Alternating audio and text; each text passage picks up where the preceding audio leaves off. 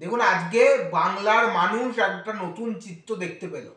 বাংলার প্রকৃত কন্যাশ্রী, রূপশ্রী, লক্ষ্মীর ভাণ্ডার যে সমস্ত মহিলারা, তারা ঝেঁটা হাতে, জুতো হাতে, লাঠি হাতে তৃণমূলের বিরুদ্ধে গণপ্রতিরোধ এই পশ্চিমবঙ্গ জুড়ে তৈরি করেছে।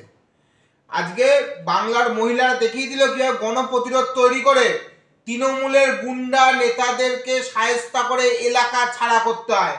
তৃণমূলের যে সমস্ত তথাকথিত বাঘ, যারা ওই সন্দেশখালী জুড়ে দাপিয়ে বেড়াতো, শেখ শাহজাহান সহ শিবু হাজরা ইত্যাদি ইত্যাদি, ওদের যে তোলাবাজ নেতাগুলো আছে, সব তোলাবাজ নেতারা, সব বাঘেরা এখন লেজ গুটিয়ে বিড়াল হয়ে গেছে। ফলে সন্দেশখালী দিয়ে সূচনা হলো, আগামী সারা রাজ্য জুড়ে দেখবেন তৃণমূলের চোর তোলাবাজদের মানুষ গাছে বেঁধে জুতো পেটা করবে। সেটা শুধু সময়ের অপেক্ষা। আগামী 1 মাসের মধ্যে দেখবেন সারা রাজ্য জুড়ে তৃণমূলের জুতো পেটা করা শুরু হয়ে গেছে। সন্দেশখালীর মাদের, আমি বোনদেরকে প্রণাম জানাই যে তারা এই সূচনা করেছেন। পশ্চিমবঙ্গে নতুন ইতিহাস সূচনা হলো। আজকে সন্দেশখালীর মাটিতে কি পরিমাণ অত্যাচার হয়েছে। রাত্রি 11টার সময় ঘরের মহিলাদের জোর করে পার্টি অফিসে তুলে নিয়ে যাওয়া হয়েছে।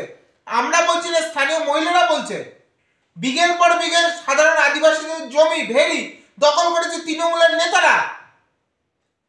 100 দিনের যে কাজ নিয়ে মমতা ব্যানার্জি বড় বড় কথা বলছেন, বঞ্চনা বঞ্চনা বঞ্চনা করে, সেই মমতা ব্যানার্জির দলের নেতারা 100 দিনের কাজের টাকা ঢুকেছে গরিব মানুষের ব্যাংক অ্যাকাউন্টে 26,000 টাকা।